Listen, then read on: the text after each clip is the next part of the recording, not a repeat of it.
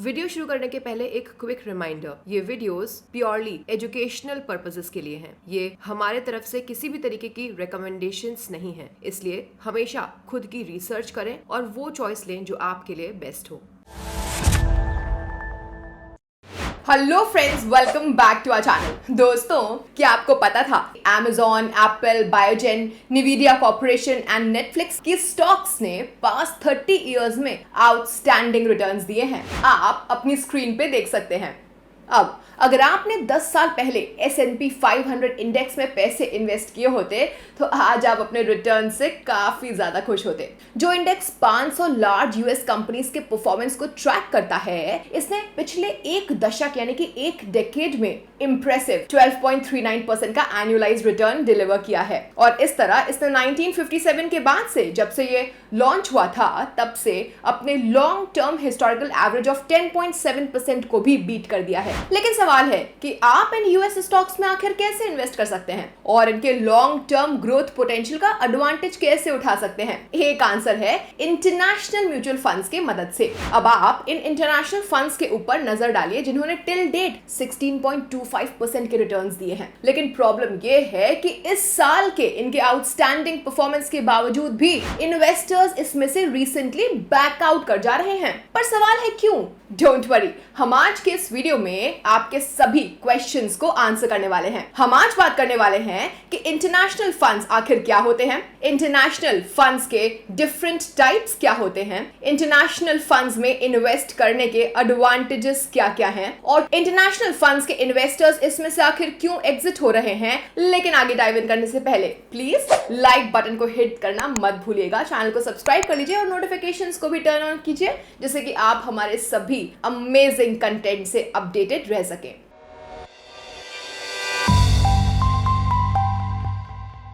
सबसे पहले समझते हैं कि इंटरनेशनल म्यूचुअल फंड्स क्या होते हैं। तो सपोज करिए कि आप यूएस, यूरोप एक्सेट्रा के कंपनीज के स्टॉक्स में इन्वेस्ट कर सकते हैं। एक्साइटिंग साउंड कर रहा है, नहीं? वेल, इंटरनेशनल फंड्स आपको यही करने में मदद करते हैं। इंटरनेशनल म्यूचुअल फंड्स वो इक्विटी फंड्स होते हैं जो कि प्राइमरीली उन कंपनीज के स्टॉक्स में इन्वेस्ट करते हैं जो कंपनी इंडिया के बाहर की लिस्टेड हो। International mutual funds just like एक regular Indian equity mutual fund की तरह ही काम करता है। आप इंडियन रुपीस में ही इन्वेस्ट करते हैं। एक फंड मैनेजर होता है जो कि आपके पैसों को फॉरेन स्टॉक्स में इन्वेस्ट करता है जो फॉरेन स्टॉक एक्सचेंज पर लिस्टेड हो। लेकिन फंड मैनेजर इस काम को दो तरीकों से कर सकता है। पहला तरीका है कि फंड मैनेजर डायरेक्टली उन स्टॉक्स को परचेज कर ले जो कि इंडिया के बाहर के स्टॉक एक्सचेंज पर लिस्टेड हो और आपका पोर्टफोलियो इस तरीके से बिल्ड करे। और दूसरा, फंड मैनेजर्स एक एग्जिस्टिंग ग्लोबल फंड में इन्वेस्ट कर सकते हैं जिसका एक प्री डिजाइन्ड पोर्टफोलियो होगा और जिसमें फॉरेन कंपनीज के स्टॉक्स शामिल होंगे। तो आइए अब क्विकली समझते हैं कि अलग अलग टाइप के इंटरनेशनल फंड्स कौन से हैं। तो सबसे पहला है रीजन और कंट्री स्पेसिफिक फंड्स। जैसे कि नाम ही इंप्लाई कर रहा है, ये म्यूचुअल फंड्स एक स्पेसिफिक रीजन या कंट्री पर फोकस करते हैं। इसका मतलब है कि ये किसी पर्टिकुलर कंट्री या रीजन के ही स्टॉक मार्केट्स में इन्वेस्ट करते हैं। फॉर एग्जांपल, एक ऐसा फंड हो सकता है जो कि सिर्फ यूएस स्टॉक्स में इन्वेस्ट करे। दूसरा टाइप है थीमेटिक इंटरनेशनल फंड्स। तो जैसे कि आप जानते हैं, डोमेस्टिक थीमेटिक फंड्स एक theme based investing approach follow करता है, नहीं? जिसका मतलब है कि वो एक स्पेसिफिक थीम पे ही फोकस करता है, जैसे कि टेक्नोलॉजी, हेल्थ केयर या energy. Similarly, international thematic funds एक पर्टिकुलर थीम के हिसाब से फॉरेन कंपनीज के स्टॉक्स में इन्वेस्ट करते हैं। तीसरा टाइप, ग्लोबल फंड्स। तो ये फंड्स ग्लोबली यानी कि अक्रॉस द वर्ल्ड के स्टॉक्स में इन्वेस्ट कर सकते हैं, ना कि किसी एक स्पेसिफिक कंट्री या फिर किसी एक पर्टिकुलर रीजन को कैटर करना। इनका एक डाइवर्सिफाइड पोर्टफोलियो होता है जो कि different regions of the world को, कंट्रीज को, मार्केट, सेक्टर और इंडस्ट्रीज को कवर करता है। For example, global funds US stocks, Japanese या चाइनीज कंपनीज के स्टॉक्स में इन्वेस्ट कर सकते हैं। तो अगर कुछ स्टॉक मार्केट्स उस वक्त अच्छा परफॉर्म नहीं कर रही हैं, तो others will make up for it, यानी कि उसकी भरपाई दूसरे मार्केट्स कर देंगे। तो आइए अब समझते हैं कि इंटरनेशनल फंड्स में इन्वेस्ट करने के एडवांटेजेस क्या-क्या हैं। सबसे इंपॉर्टेंट एडवांटेज इंटरनेशनल फंड्स में इन्वेस्ट करने का है पोर्टफोलियो डाइवर्सिफिकेशन। तो अगर आप इंटरनेशनल फंड्स में इन्वेस्ट करते हैं तो आप अपने रिस्क को अलग अलग इक्विटी मार्केट्स के अक्रॉस स्प्रेड कर रहे होते हैं और किसी एक इक्विटी मार्केट के परफॉर्मेंस पर आपकी डिपेंडेंसी थोड़ी कम हो जाती है। दूसरा बेनिफिट है लॉन्ग टर्म ग्रोथ। जी हाँ, आप इमर्जिंग और डेवलप्ड मार्केट्स के ग्रोथ पोटेंशियल को एक्सेस कर सकते हैं और इनके इकोनॉमिक और डेमोग्राफिक ट्रेंड्स से बेनिफिट उठा सकते हैं। तीसरा बेनिफिट है कि आप दूसरी कंट्रीज के जो करेंसी मूवमेंट्स है उससे भी बेनिफिट हासिल कर सकते हैं। तो अगर आप इंटरनेशनल फंड्स में इन्वेस्ट करते हैं तो मान लीजिए कुछ फॉरेन करेंसीज हैं जो कि इंडियन रुपीस के अगेंस्ट फेवरेबल मूवमेंट्स में हैं, तो आप उससे गेन हासिल कर सकते हैं और इस तरीके से लॉन्ग रन में अपने रिटर्न्स को बढ़ा सकते हैं। फाइनली, इस तरीके से आप इनोवेशन में भी तो इन्वेस्ट कर सकते हैं। आप उन कंपनीज के स्टॉक्स में इन्वेस्ट कर सकते हैं जो कि इनोवेशन और टेक्नोलॉजी में मार्केट लीडर्स हों और जिनका उनके फील्ड में एक कॉम्पिटिटिव एज हो। फॉर एग्जाम्पल, कुछ US companies unique business models को फॉलो करती हैं जो कि करंटली इंडिया में अवेलेबल नहीं है। तो चलिए अब आगे बढ़ते हैं और फिगर आउट करते हैं कि आखिर इन्वेस्टर्स क्यों इन इंटरनेशनल फंड्स को एग्जिट कर दे रहे हैं। फ्रेंड्स, जैसे कि हमने देखा कि इंटरनेशनल फंड्स में इन्वेस्ट करना तो काफी एक्साइटिंग साउंड कर रहा है, लेकिन इसमें एक कैच है। इंटरनेशनल फंड्स आजकल बहुत सारे चैलेंजेस फेस कर रहा है। सबसे पहला, आरबीआई की परमिसिबल ओवरसीज रेमिटेंस। तो अगर आप इंडिया के बाहर स्टॉक्स में या फिर दूसरे एसेट्स में मान लीजिए इन्वेस्ट करना चाहते हैं, तो जो रिजर्व बैंक ऑफ इंडिया है यानी कि अपना आरबीआई है, उसने ओवरसीज यानी कि बाहर की रेमिटेंस लिमिट पर एक लिमिट लगा दी है, एक परमिसिबल लगा दिया है। मतलब इसका मतलब है कि जो लिमिट आरबीआई ने मैंडेटरी की है किसी एक पर्पस के लिए, आप उतना ही पैसा अब्रॉड रेमिट यानी कि विदेश भेज सकते हैं, आरबीआई लिमिट से ऊपर का नहीं। ये लिमिट है maximum of $250,000 her financial year के लिए। अब सेबी रूल्स के हिसाब से ओवरऑल म्यूचुअल फंड इंडस्ट्री के लिए भी एक इन्वेस्टमेंट गैप है यानी कि लिमिट है और वो है $7 बिलियन की। दोस्तों, ये काफी कम है। अब जब बात ओवरसीज ईटीएफ्स की आती है यानी कि एक्सचेंज ट्रेडेड फंड्स की आती है, जो हमने बात की, यहाँ पे एक ओवरऑल लिमिट है, कैप है $1 बिलियन की, जो कि इंटरनेशनल म्यूचुअल फंड से भी कम है। फॉर एग्जाम्पल समझिए, मोतीलाल ओसवाल एएमसी ने अपने 3 इंटरनेशनल फंड्स के लिए मिड जनवरी 2022 में रेस्ट्रिक्शंस लगा दी थी लमसम इन्वेस्टमेंट्स के लिए।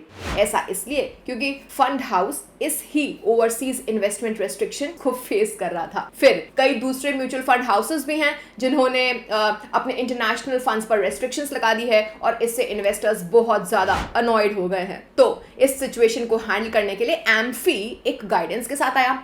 एम्फी ने सिर्फ उन्हीं फंड्स को अपनी ओवरसीज इन्वेस्टमेंट्स पर ब्रेक लगाने के लिए बोला जो कि इंडियन सिक्योरिटीज यानी कि इंडियन इक्विटीज एटसेट्रा में इन्वेस्ट ना करते हो। तो चलिए अब हम अगला रूल समझते हैं जिसकी वजह से कई इन्वेस्टर्स ने तो इंटरनेशनल फंड से क्विट ही करना सही समझा। That is snatching away the indexation benefit. तो ऑल्दो इंडिया में जो इंटरनेशनल फंड्स हैं वो आपको ग्लोबल इक्विटीज का एक्सेस देते हैं, लेकिन इन पर जो टैक्स लगता है वो जस्ट लाइक डोमेस्टिक डेट की तरह या फिर फिक्स्ड इनकम फंड्स की तरह लगता है। जो इन्वेस्टमेंट्स आप 3 साल पीरियड से कम के लिए होल्ड करते हैं उन्हें शॉर्ट टर्म की तरह क्लासिफाई किया जाता है और उसके बियॉन्ड यानी कि 3 इयर्स के ऊपर के पीरियड वालों को एज लॉन्ग टर्म की तरह क्लासिफाई किया जाता है। अब जो इंटरनेशनल फंड्स पर शॉर्ट टर्म कैपिटल गेन है वो आपके ऊपर लागू हुए यानी कि आपके एप्लीकेबल इनकम टैक्स स्लैब के हिसाब से टैक्स्ड होता है, और वहीं जो लॉन्ग टर्म गेन है वो इंडेक्सेशन बेनिफिट के बाद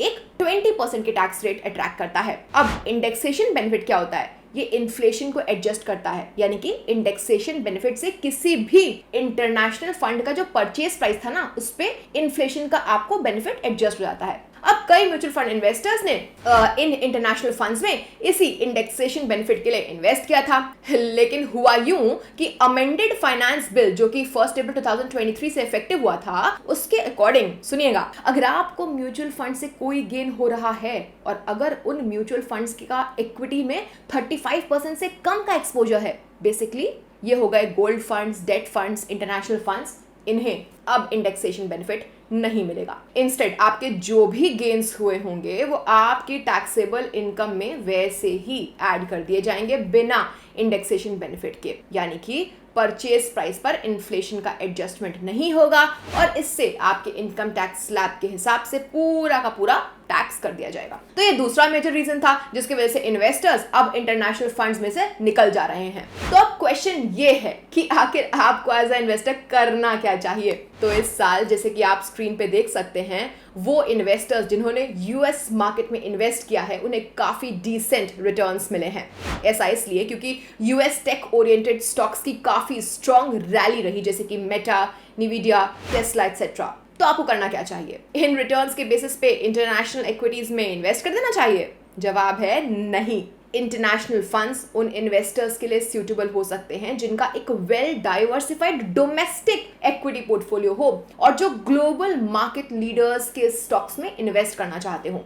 ये उन इन्वेस्टर्स के लिए अच्छा है जो अलग अलग इक्विटी मार्केट्स की अपॉर्चुनिटीज को लेवरेज करना चाहते हो और जिनका एक लॉन्ग टर्म इन्वेस्टमेंट होराइजन हो, यानी कि अराउंड 5 से 7 साल का, और उनका हायर रिस्क टॉलरेंस भी होना चाहिए। और आइए इस कैटेगरी के परफॉर्मेंस को दूसरे कैटेगरी के परफॉर्मेंस के साथ कंपेयर करते हैं। तो जैसे कि आप देख सकते हैं, इंटरनेशनल फंड कैटेगरी के 1 ईयर रिटर्न्स बहुत ही अच्छे रहे हैं। तो फ्रेंड्स, अब हम अपने कंक्लूजन पे आ चुके हैं। तो जैसे कि हमने देखा कि पिछले 1 साल में इंटरनेशनल फंड्स के जो रिटर्न्स हैं वो आउटस्टैंडिंग रहे हैं, लेकिन आपको समझना चाहिए कि इंटरनेशनल फंड में इन्वेस्ट करने के कुछ अपने रिस्क भी हैं। तो इंटरनेशनल म्यूचुअल फंड में इन्वेस्ट करने से पहले इन फैक्टर्स को कंसिडर करना जरूरी है। सबसे पहले एक ऐसा इंटरनेशनल फंड चूज करिए जो कि आपके फाइनेंशियल गोल्स के साथ अलाइंड हो। इंटरनेशनल फंड अपनी मार्केट, अपनी थीम और रीजन फोकस के हिसाब से अलग अलग हो सकता है। फॉरेन मार्केट्स में जो इन्वॉल्व्ड रिस्क है उसको समझिए। आपके फंड का परफॉर्मेंस इस बात पे भी डिपेंड करेगा कि जिन कंट्रीज या फिर रीजन में आप इन्वेस्ट कर रहे हैं उनकी पॉलिटिकल और इकोनॉमिक कंडीशंस क्या हैं। करेंसी रिस्क से अवेयर रहिए। आपके फंड की वैल्यू इस वजह से भी फ्लक्चुएट हो सकती है कि रुपी और फॉरेन करेंसी जैसे कि डॉलर, येन, यूरो के बीच में एक्सचेंज रेट कितना फ्लक्चुएट हो रहा है, क्या चल रहा है। और फाइनली अलग अलग इंटरनेशनल फंड्स के एक्सपेंस रेशियो को जरूर कंपेयर करिए। एक लोअर यानी कि कम एक्सपेंस रेशियो का मतलब होता है कि लॉन्ग टर्म में आपको हायर रिटर्न्स मिलेंगे। सो फ्रेंड्स, ये था हमारे आज के वीडियो के बारे में and I am really hopeful कि आपको पसंद आया होगा। जाने से पहले प्लीज लाइक बटन को हिट करना मत भूलिएगा और हमारे चैनल को प्लीज सब्सक्राइब भी कर लीजिएगा और नोटिफिकेशंस को भी टर्न ऑन कर लीजिएगा जिससे कि आप हमारे सभी अमेजिंग कंटेंट से अपडेटेड रह सकें। तो मिलते हैं नेक्स्ट वीडियो में, तब तक के लिए बाय बाय।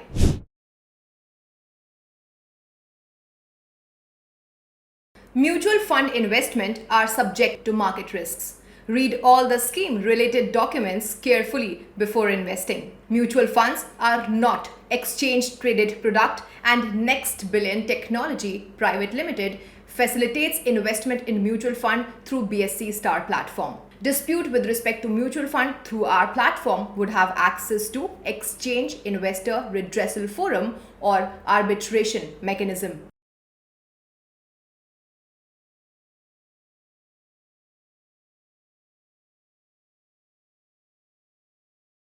म्यूचुअल फंड निवेश बाजार जोखिम के अधीन है। योजना संबंधी सभी दस्तावेजों को ध्यान से पढ़ें। Mutual fund investments are subject to market risks. Read all scheme related documents carefully.